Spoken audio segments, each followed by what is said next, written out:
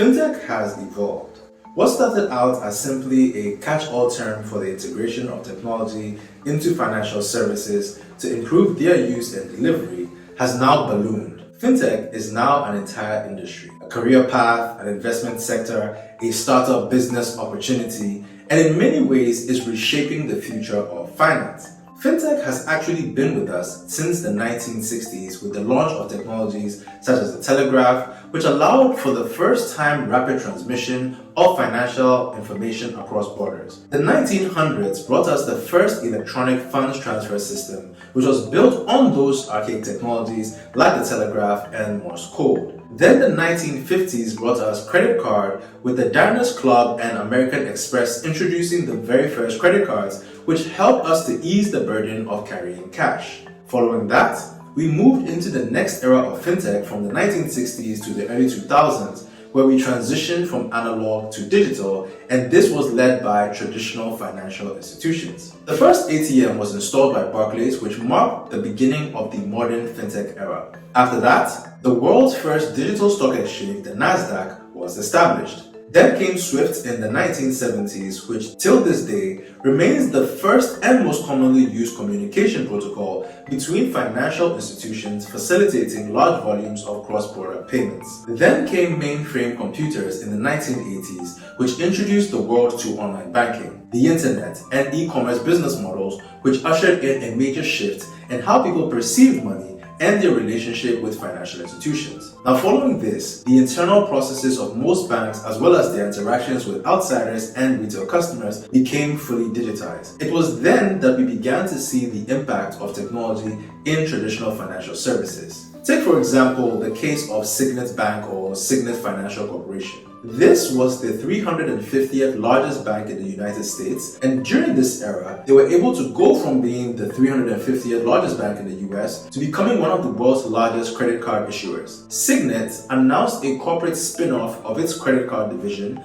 and was able to leverage data collection to build demographic profiles which allowed it to target personalized offers of credit direct to consumers. The subsidiary became the institution we now know as Capital One. And there are many of such other stories of traditional institutions that leverage technology and evolve their offerings quite successfully. Now, following the 2008 crash came the distrust of traditional financial institutions, and that led to the mindset shift that ushered us into the industry of new entrants that we call fintech startups. Now, this was buttressed by the release of Bitcoin and the boom of cryptocurrencies, but it was also because smartphones became the primary channel by which people access the internet, and various financial services like Apple Pay, Google Wallet, all of these were introduced. Fintech became more globalized, and countries that had never had the opportunity to develop Western levels of physical infrastructure were now more open to new entrants providing newer solutions. Territories like Africa are said to have leapfrog technology,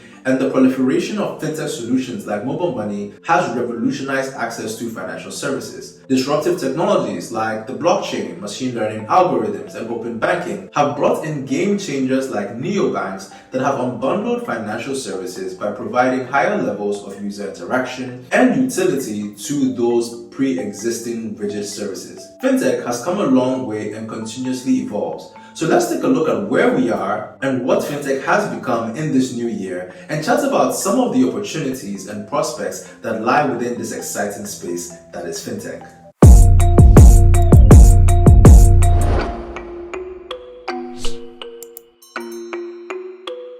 Hello friends, welcome back to the channel. My name is Jeremy, and if you're new here and haven't yet subscribed, please consider doing so, because on this channel I speak about fintech, digital transformation, personal and career development. Financial technology is the narrow definition which fintech started out as. However, it has blossomed to encompass multiple facets of our everyday lives. It has become a vibrant industry with multiple ecosystem actors and is continuously evolving. So let's look at some of those facets of fintech. Now, one of the main establishments that fintech has become is a career path or career option. One of the most attractive aspects of fintech that draws people is one's ability to make a direct impact in people's lives. If you're someone who enjoys learning and solving problems, that impacts people's daily lives, then fintech is a good opportunity to do that. Now, because fintech is devoted towards optimizing the way that consumers interact with their financial life, fintech now plays an increasingly significant role in our digital daily lives. So if an individual is interested in making a disruptive change within the financial and technology realm, then fintech may be the perfect place for them.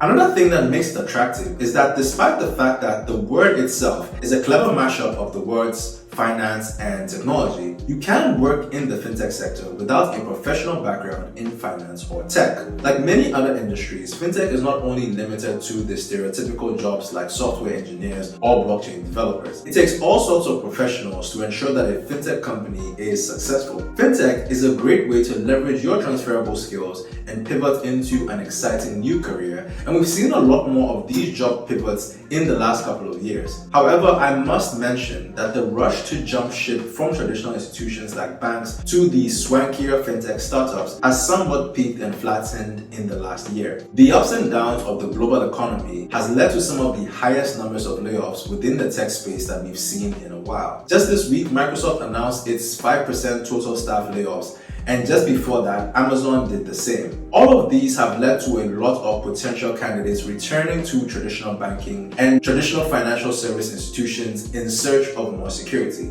However, despite the changing economic tides, investors continue to pour money into the fintech startup ecosystem, particularly those with reasonable business plans that are on a projected path to profitability. So there's still plenty of opportunity for a career in fintech. Now, next is fintech as an investment option. Since 2010, the total investment in fintech increased dramatically. In 2019, it reached a value of $127 billion and peaked in 2021 at $226 billion. Now, globally, there are up to about 329 fintech unicorns with valuations above $1 billion, with the Americas attracting the most investors and accounting for 80% of the total investment. And despite the global economic downturn and the venture capital crunch of 2022, African tech startups still managed to attract more investor funding in 2022 than they did in 2021, with fintech leading the way. Now, according to Allied Market Research, the fintech industry is projected to grow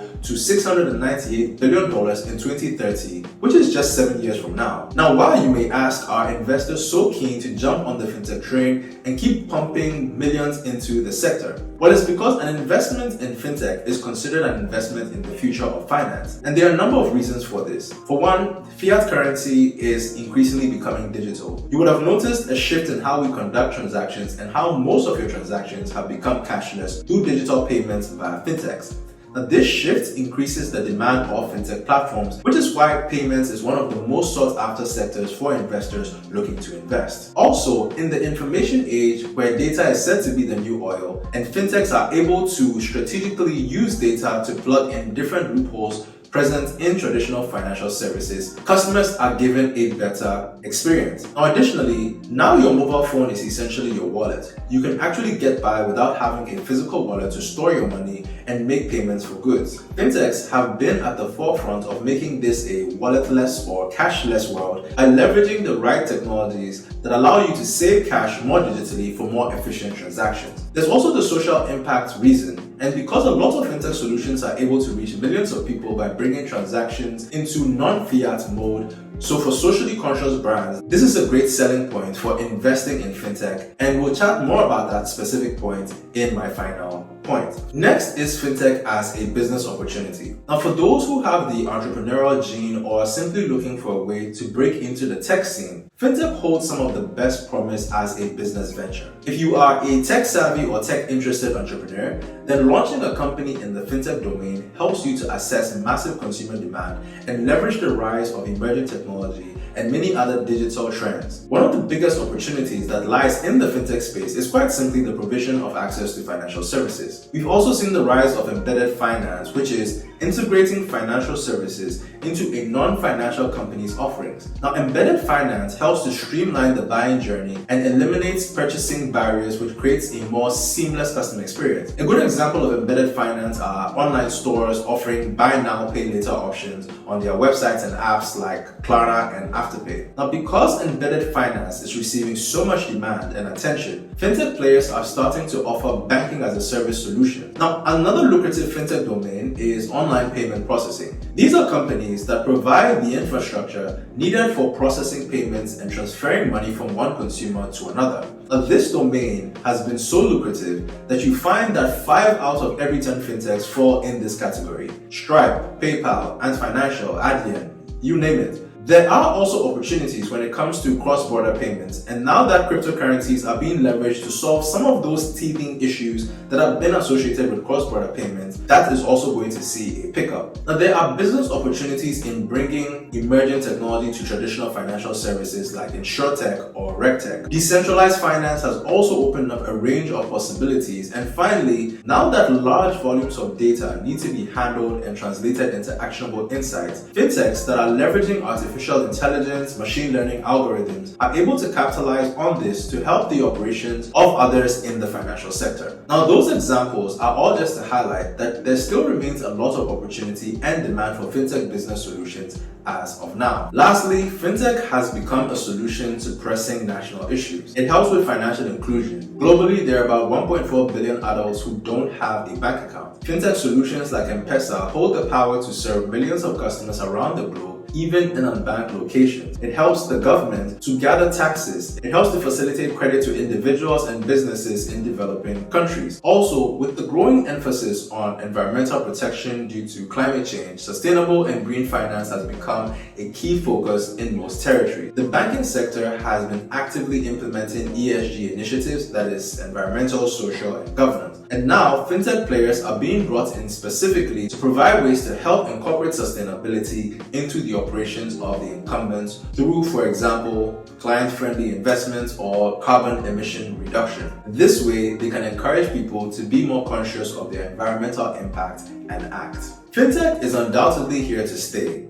It's been demonstrated by its massive growth and resilience during the pandemic and even now during harsh economic times. In today's age, consumers globally are seeking access, convenience, and security, and fintech is helping to bridge that gap in financial services. So going forward, I think we can expect to see fintech continue to evolve as a career option, a business opportunity, an investment sector, and a solution to significant national issues. I hope you found this video valuable, and if you did, remember to hit the thumbs up button and leave me a comment. Thanks for watching, and I'll see you in the next video. Cheers, guys.